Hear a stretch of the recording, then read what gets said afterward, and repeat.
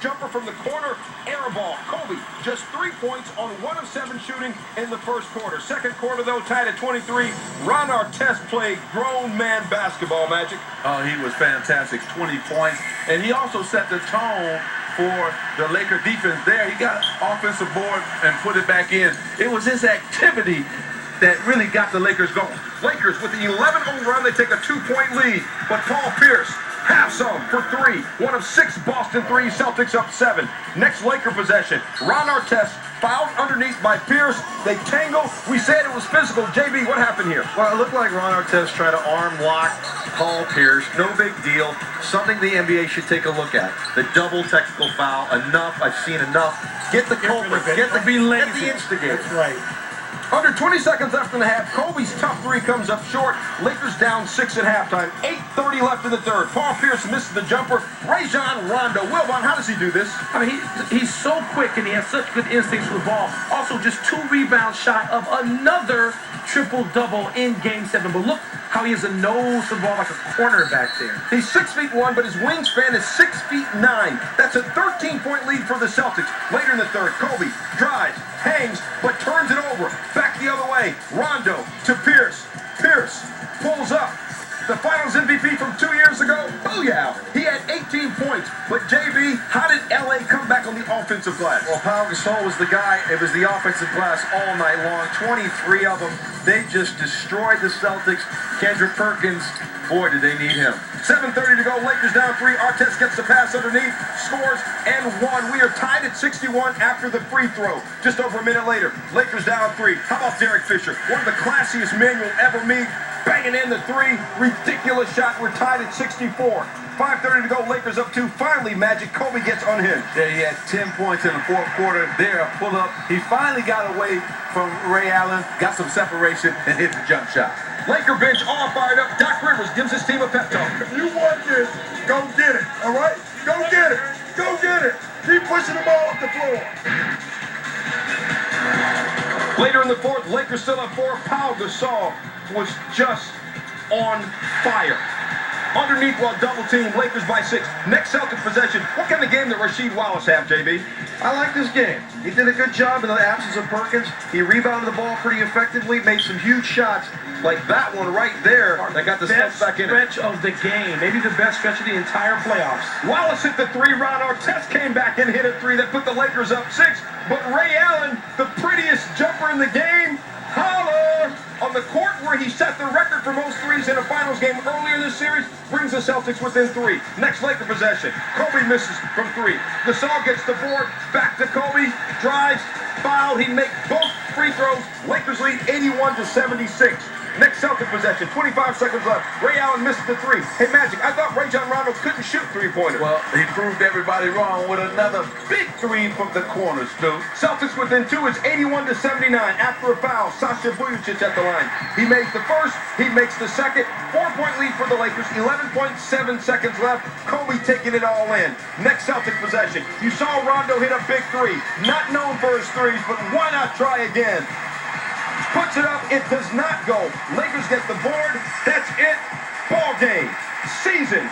Championship. Back-to-back. The Los Angeles Lakers win Game 7. Kobe gets his 5th championship. Paul Gasol gets his 2nd. Kobe Bryant, of course, named NBA Finals MVP for the 2nd consecutive season.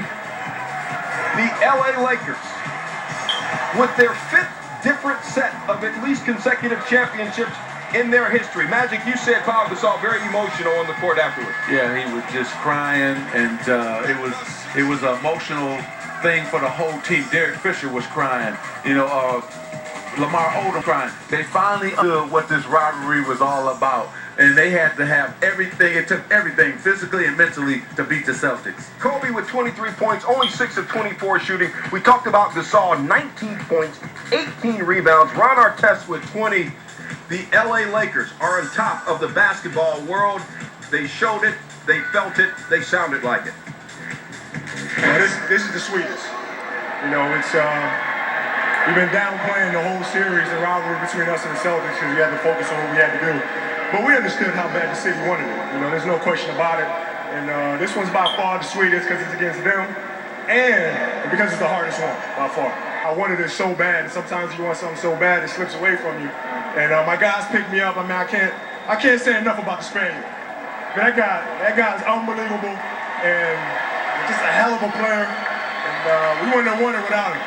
It was an incredible feeling to be able to be in the position that we're in, the relationship that we developed, to be able to be teammates. At this point in my career is pretty unbelievable. So I'm extremely thankful for everything, and that's why I try to give my very best every single time that I'm out there. We make them, go through all kinds of, difficult things during the course of the year. Ask them to play injured. Ask them to play with injuries. And, they're a willing group, and I'm very proud of them, and I'm very happy for them. I think that's really the joy. To have put in 114 games and coming out this way at the end, there's a certain sense of gratification, and that's what I have to believe in. I got a single called Champion. I did a song called Champion last June. I'm gonna let him go, guys. And the single is coming out. I'm sorry. Thank you so much.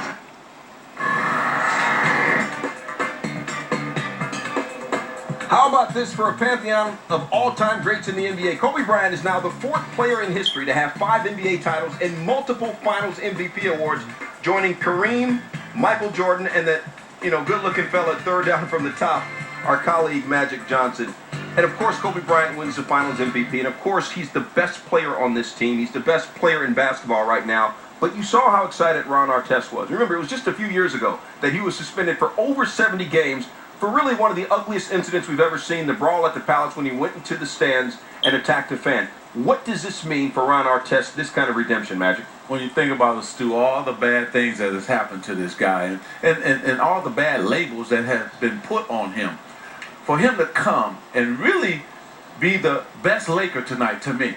He had 20 points, but the 5 steals and the great defense on Paul Pierce was just outstanding. Hit a big 3 when the Celtics had just hit a 3 to bring it within 3 points, and he just kept coming. I thought it was his energy and his activity that was contagious and got really Gasol going in the 4th quarter and got Kobe Bryant going in the 4th quarter. You're mentioning the 4th quarter a lot, and that's where this game came down to, thankfully. That's what you always want, right, in a Game 7. This was unbelievable. 7 minutes ago, this game was tied. I wrote it down right here, 61 apiece. And then the fireworks went off. They couldn't throw it in the ocean for the first 3.5 quarters, but that last 6-7 minutes of this ball game was something else. And it all started with the old head, Derek Fisher. He hadn't even made a 3 in the series, and he makes 2 tonight, 2 for 2. Kobe Bryant struggling all night long. He knocks down a jumper. Paul Pierce to the basket. Gasol with a great block. And here's Gasol again. Beautiful post up. Gets the shot block and actually still gets it up. And then Ron Artest, right after Ray Allen, knocked down a 3-point shot with a minute to go. And here, the biggest offensive rebound of the night. Looked like Pau Gasol maybe got away with a push-off on Rondo. But again, the offensive rebounding, 23 of them. The LA Lakers gutted this game out. It was a 4th quarter game, a grinded out, tough wrestling match affair that 2 years ago this team doesn't win. Last year this team doesn't win. Different Laker team this year. They deserved it. They earned it. And my hat's off to them. Great job by every single member of that team. I'm glad you finished that, JB, talking about every single member of the team. So often when people talk about the Lakers, they just want to talk about Kobe. And we all understand that. The great players in the NBA, unlike any other sport, get the lion's share of the attention. There's an entire team out there, though, that can allow Kobe Bryant to have a bad shooting night. LeBron James can't have that shooting night and win with Cleveland. We've seen that, right? I mean, we've seen it the last couple of years. Right. Kobe can do it, but Kobe also played great in other areas. He had incredible energy, too. And, of course, we heard him talk post-game about everything he thought was going wrong for him, but he kept playing. 15 rebounds, and those are the places that a champion exerts his will and can be a champion even when the number one thing he does, shooting, scoring, are not on that night. This was a Millennium bonus brought to you by the enterprises of Millennium and myself, Dante Smith, that is. So this was just a little post-game extra, son, if you ain't see it on ESPN, ESPN News, or any other sports show. So until next time, holla at you guys later.